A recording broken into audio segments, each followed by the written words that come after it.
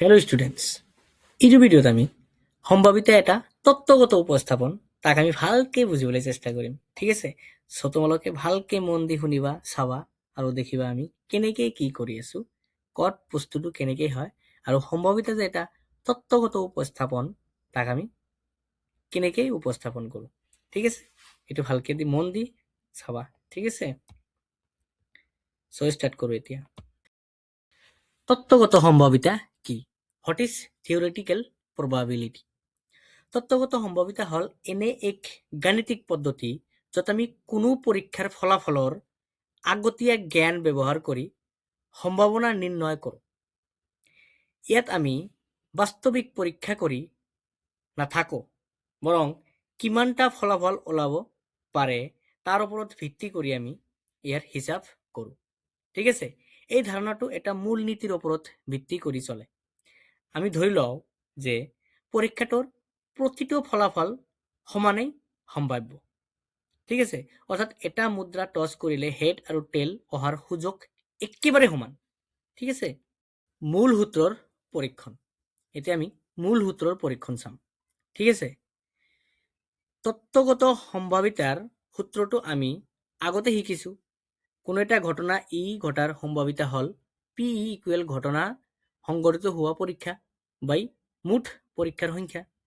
ঠিক আছে, এইটো আমি অলপ আগৰ ভিডিঅ'ত আমি পাই আহিছোঁ। ঠিক আছে, এটা ঘটনা ইৰ তত্ত্বগত সম্ভাৱিতা পি ইৰে বুজোৱা হয় আৰু সংজ্ঞা হ'ল পি ই ইকুৱেল ইৰ উপযোগী ফলাফলৰ সংখ্যা ডিভাইডেড বাই পৰীক্ষাৰ মূল ফলাফলৰ সংখ্যা। ঠিক আছে, কথাটো বুজি পাইছা? এই সূত্ৰটো মনত ৰাখিবা।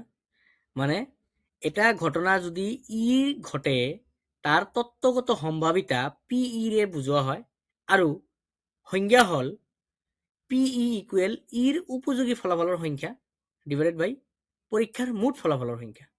ঠিক আছে, এটা উদাহৰণলৈ মন কৰোঁ। উদাহৰণ 1, ডাইচ ঘূৰোৱা এটা উদাহৰণ ল'লো আমি।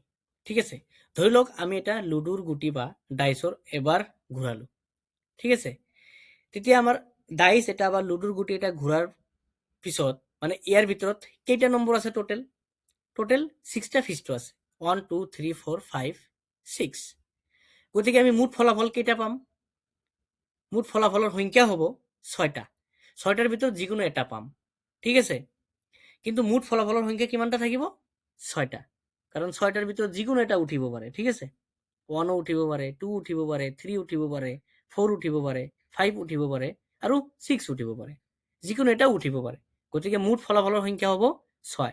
গতিকে যিমানটা উঠিব পাৰে টোটেলটো হ'ব মুঠ ফলাফলৰ সংখ্যা।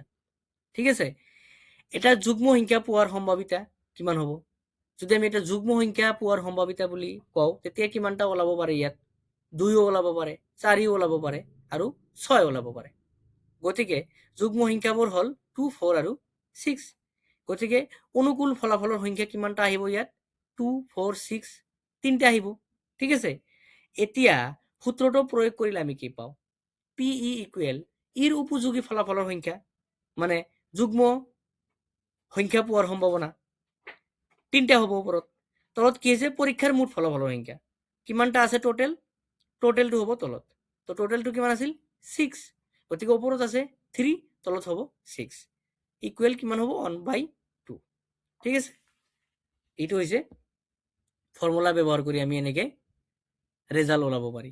ঠিক আছে, আমি আৰু এটা উদাহৰণ লৈ কিনে ইয়াক ভালকৈ বুজিবলৈ চেষ্টা কৰোঁ। আৰু এটা উদাহৰণ লৈছোঁ, এখন টাচৰ পেকেট।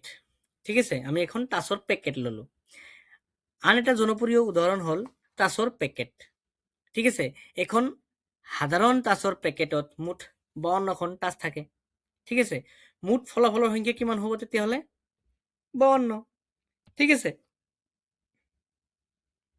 এতিয়া এখন ৰঙা ৰঙৰ টাচ পোৱাৰ সম্ভাৱিতা কিমান হ'ব?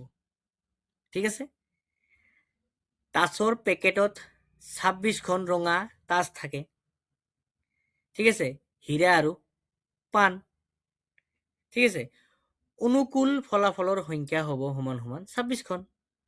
এতিয়া মুঠতে প্ৰয়োগ কৰোঁ। এতিয়া আমি যদি এতিয়া সূত্ৰটো প্ৰয়োগ কৰোঁ।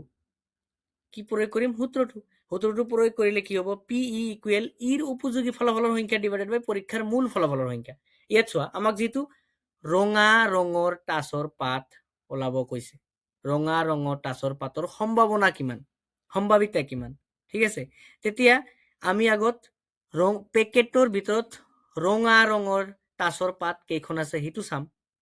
মানে টাচৰ পেকেটত 26খন ৰঙা ৰঙৰ টাচ পাত আছে, হীৰা আৰু পাণ, ঠিক আছে? অনুকূল ফলাফলৰ সংখ্যা সমান হ'ব 26খন। এতিয়া সূত্ৰটো প্ৰয়োগ কৰিলে পি ই সমান হ'ব ইৰ উপযোগী ফলাফলৰ সংখ্যা ডিভাইডেড বাই পৰীক্ষাৰ মুঠ ফলাফলৰ সংখ্যা। উপযোগী ফলাফলৰ সংখ্যা 26 ডিভাইডেড বাই মুঠ ফলাফলৰ সংখ্যা 52 সমান 1/2, ঠিক আছে? আমি আৰু এটা ঘটনাৰ কথা ভালকে জানো, নিশ্চিত আৰু অসম্ভৱ ঘটনা। কিছুমান ঘটনা আছে একদম নিশ্চিত হ'বই, আৰু কিছুমান ঘটনা আছে অসম্ভৱ, যিটো সম্ভৱেই নহয়। সেই ঘটনাবিলাকক নিশ্চিত ঘটনা আৰু অসম্ভৱ ঘটনা বুলি কওঁ আমি, ঠিক আছে? তত্ত্বগত উপস্থাপন দুটা বিশেষ ধৰণৰ ঘটনা থাকে, ঠিক আছে? নিশ্চিত ঘটনা আৰু হৈছে অসম্ভৱ ঘটনা। তো নিশ্চিত ঘটনাটো হৈছে যে যিটো ঘটনা ঘটিবয়ে ইয়াৰ সম্ভাৱিতা সদায় 1 হ'ব। যেনে ডাইচ ঘূৰাই 1ৰ পৰা 6ৰ ভিতৰত এটা সংখ্যা পোৱাৰ সম্ভাৱিতা, এইটো সদায় এটা সংখ্যা আমি পামেই, এইটো নিশ্চিত, ঠিক আছে? অসম্ভৱ ঘটনা, যিটো ঘটনা কেতিয়াও নঘটে, ইয়াৰ সম্ভাৱিতা সদায় 0 হয়। যেনে এইটো ঘটনাতে আগত যিটো আমি কলো যে এটা ডাইচ কি কৰা ঘূৰাই কিনে 1ৰ পৰা 6ৰ ভিতৰত যিকোনো এটা সংখ্যা পোৱা ঘটনাটো এটা নিশ্চিত ঘটনা। কিন্তু যদি 7 আমি খুঁজো ইয়াৰ পৰা, যে ডাইচ ঘূৰাই 7 পোৱাৰ সম্ভাৱনাটো কি সম্ভাৱনা হ'ব? সেইটো 0 সম্ভাৱনা হ'ব, কাৰণ সেইটো অসম্ভৱ, কেতিয়াও সম্ভৱ নহয়, কাৰণ তাৰ ভিতৰত 1ৰ পৰা 6 লৈকেই আছে নাম্বাৰ, 7 নম্বৰ তাতে নাই, সেইকাৰণে এইটো অসম্ভৱ ঘটনা হ'ব, ঠিক আছে? যিকোনো ঘটনাৰ সম্ভাৱিতা সদায় 0 আৰু 1ৰ মাজত থাকে, ঠিক আছে? এইটোক আমি এনেকে লিখিব পাৰি, 0 greater than equal 0 less than equal p less than equal 1, ঠিক আছে? এইটো মনত ৰাখিবা। পৰিপূৰক ঘটনা, কমপ্লিমেন্টাৰি ইভেন্টস, এটা গুৰুত্বপূৰ্ণ ধাৰণা হল পৰিপূৰক ঘটনা। যদি ই এটা ঘটনা হয় তেন্তে ই নঘটাটোক ইৰ পরিপূরক ঘটনা বলে, যাক পি নহয় ই বা পি ই বার বুলি লিখা হয়। এটা ঘটনা ঘটাৰ সম্ভাৱিতা আৰু নঘটাৰ সম্ভাৱিতাৰ যোগফল সদায় 1 হ'ব, ঠিক আছে? P E plus P E bar equal 1।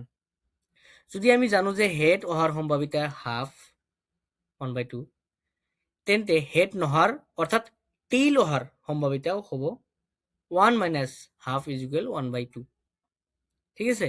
এইটো কথা মনত ৰাখিবা। মানে এটা ঘটনা ঘটাৰ সম্ভাৱিতা আৰু নঘটাৰ সম্ভাৱিতাৰ পুৰাটোৰ যোগফল সদায় 1 হ'ব, এইটো কথা ভালকে মনত ৰাখিবা, ঠিক আছে? সো স্টুডেন্টস, এইটো ভিডিঅ'ত এইখিনিয়ে।